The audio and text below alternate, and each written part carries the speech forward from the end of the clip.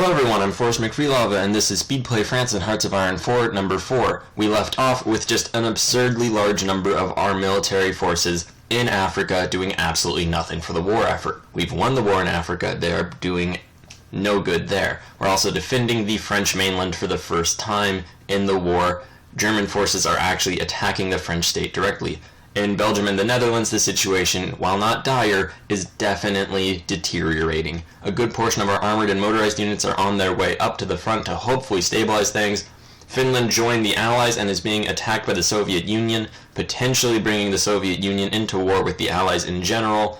For whatever reason, Albania decided that the scraps of Italy were too much for them and submitted to Italian demands for their annexation. And yeah. So we are advancing on the Italian front. That is pretty much the bit of good news that we've still got. We might even advance to the German border and hopefully pull some of their forces away from Belgium and the Netherlands to just put that fire out. They had recently drawn all their forces away in order to attack Belgium and the Netherlands, so really any distraction of their forces is welcome. We are also pulling up our armored and motorized units into Belgium and Netherlands, and hopefully getting our forces out of Africa fairly soon, pulling them to local ports so that they can be brought over easily, or soon at least. Now we are advancing throughout Italy, maybe even into Germany proper, which should hopefully light a fire for the Germans. You notice their forces do appear to be moving over, and we are now actually fighting for that German bit of territory, so it looks as though we did manage to get some forces over. Overall though, we're still managing to advance on the front, so we're going to keep that up as long as possible. Over in Belgium and the Netherlands, we're actually not losing all of the battles, although we did have to pull back quite a ways. And alright, we're losing the offensives we're still launching in the northern bit against Germany, so we cancel those. Our units are finally in some decent numbers up in Belgium and the Netherlands, and it looks as though we're actually on the defensive on the Italian front, at least for the most part. We do still have one attack going on, but it's actually failing, so we're basically on the defensive. We also begin production of some submarines. Hopefully we can mess up some German shipping if they're still able to trade with the rest of the world, which they probably are to an extent. I find out that that isn't actually a port that our forces are on right there, so what we're going to have to do is ask for military access from the British, since they're just right there, and hopefully get our forces out of Africa pretty quickly. So those African forces will probably help us get something of a reserve set up. We do have a bit of reserve in Belgium and the Netherlands, and maybe something of a reserve in the Italian front, although we're not really able to attack basically anywhere. As for one, the Germans just do have numerical superiority with their divisions and whatnot to just a very worrying extent. We are also now losing on the Italian front for the most part. We did just take back Venice though, which is good, so hopefully we'll be able to maintain some sort of defense. And as long as we shorten the front and just fight on mountains and just favorable terrain, I think we will be able to maintain that line at least somewhat. There are quite a few battles not going ideally, however we do have enough forces nearby, plus the African forces are showing up. We should be able to maintain the area. And then I noticed that while we were doing that, Alsace-Lorraine is being encircled. So that basically prevents any real effort at maintaining the Italian front line where it's been. Now everything's about just saving whatever units we can from the Maginot line and just pulling back to just favorable battles in the Italian front, since that whole situation is now of secondary priority to rescuing our units from Maginot. Alright, up in the north we're doing decently fine. The Italian front seems to be going mediocre. Saving these units, unfortunately that unit I thought was on the province that could be rescued, and now it's trapped behind enemy lines, so they're basically dead. Everyone else should be fine. Czechoslovakia just gave up, which is less than ideal. Or maybe it wasn't Czechoslovakia, maybe it was Yugoslavia. At any rate, it's all just of secondary or tertiary priorities to just defending the French nation itself now that we're actually fighting on French territories and not just for, okay, there goes Yugoslavia. It had been Czechoslovakia before, then Yugoslavia.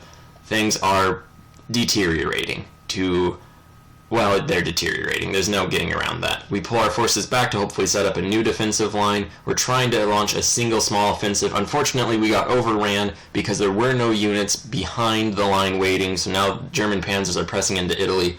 That is a very valuable lesson, though. We go ahead and just launch all of our poorly trained units, set them up into an army. Hopefully there'll be something of a functional reserve We just learned by that German breakout, which is exactly what we've done against Spain and Italy, and we're hoping to do against them, that if you retreat infantry away from panzers without any units to really meet them in the province they're retreating to, they will be overrun. So that is a very important lesson, and it really, really weakens our hope of managing to just hold out in Italy. Luckily, I've been complaining about the AI not really being able to launch major offensives very well, and luckily they did not seize on the initiative as we did in that exact same area, destroying the Italian army. If they had done that, though, it would have basically been the end of France. Luckily, they kind of dropped the ball on that. So that's good news, I guess. It's a little humbling to realize that there was a moment where a mistake you made could very well have lost you the war, if not for the incompetence of your enemy. We also start pulling all of our forces to really just the more defensible side of the river. Hopefully we'll get some terrain bonuses for really just hopefully not dying from this point on. I think we can stabilize the Italian front, especially since the northern portion is still mountainous and the southern portion is rivers. Everywhere else seems to be going fine. We might be able to hold out a few areas. Finland just capitulated, which is not ideal, or maybe it was the Netherlands. Somewhere is capitulating. Almost everywhere is capitulating. There is still some... Okay, yes, there goes basically everything. We do go ahead and just launch more of our units. The Germans now only have 2 fronts, and unfortunately both of those fronts are us. Luckily, the Allies are bringing some decently considerate, or just a decent number of troops to aid us. Whether or not it's going to be enough remains to be seen. It wasn't enough for Yugoslavia, Czechoslovakia, Poland, Finland, Netherlands. All of those states have fallen. We will hopefully not be added to that list. We do control Italy, which does give us a decent boost to our industry, as well as quite a bit of land to, if nothing else, retreat from before dealing with threats to metropolitan France. We are probably losing a significant portion of our industrial capacity just with the German forces driving us away from significant regions. So that's less than ideal. Another group of African units just arrived, though, so that's pretty nice. And we'll just use them to try to get something of a reserve. You'll notice that not all of the battles are being won immediately. Some are just red for us. And we just bring any units that we could possibly have in reserve over to those areas to put out those fires and just kind of maintain the line, with the entire strategic objective of our forces at this point just being pull units from where the battle is red and move them to where, or pull units from where the battles are green and move them to where the battles are red, hopefully without making the green bits red. Anywhere that doesn't have a battle is probably going to be prioritized. I'm not sure if I've actively been doing that. Although, really that's just the general gist of it. We had put a bunch of units in reserve in the Italian front areas over here. We're just trying to make it so we don't lose. And it looks as though it may end up being a war of attrition. We are actually holding the line. Some areas are becoming very favorable to the enemy for attacking, and those are areas that we're pulling our units to with just as much haste as we possibly can. A lot of our troops are very low organization, the idea being whenever force is pushed back and forced to retreat, they'll just go to the province behind themselves, heal up a little bit, reorganize, get reinforcements, and then just be shipped back to the front to fight on, well, the front. So, yeah, there are a few points which seem to be more or less consistently problem areas. Everywhere else is holding out fairly well, which means that everywhere that's not even affected can hopefully become a source of reserve troops to go onto the front line. The main thing to realize, though, is, one, it is still January, so this has been a winter offensive, which means their attacks have probably been doing slightly worse than they will later on in the year, which is problematic. However, we are on the western front, not the eastern front, so hopefully winters weren't that detrimental to the attacker, which sounds like a weird thing to say. However, what I mean by that is hopefully summer won't be so much more beneficial to them. Hopefully the status quo that we are starting to see develop right now is the true status quo and not the winter status quo. Because if we manage to do just about as well in the future as we've been doing now, I think we can actually maintain this front line. We're not really in anything resembling a position to actually launch an assault, and we did just have to retreat from that battlefield since they were no ways to reinforce it without pulling troops from other battles that would really just endanger them. Other than that, though, you'll notice the vast majority of the battles are going in our favor. And areas where they're not, we actually do have maybe not a comfortable, however, a reserve. We do have a reserve now. We are costing the Germans and the Axis in general more casualties than we are taking. We can't actually see Allied casualties, and I'm not actually sure if we're seeing German casualties to us or German casualties in general, which may skew results one way or another. At any rate, though, if we are fighting an attritional war just to the end of their state or ours, the way the battles have been going, so long as we're on the defensive, which is unfortunate since we've focused our military to be offensive, little did I realize that the Germans were just going to outclass us pretty heavily on that regard, or in that regard. If we just maintain the defensive, despite the fact that we have an offensively focused military, we can probably withstand the German onslaught. Now, I don't actually have anything resembling a plan beyond that, as there's really not much possible for us to plan. Really, we just have to hold our own and hope that the German AI either A, gets distracted, or B, well, just spends all of their manpower. And neither of those options are very great.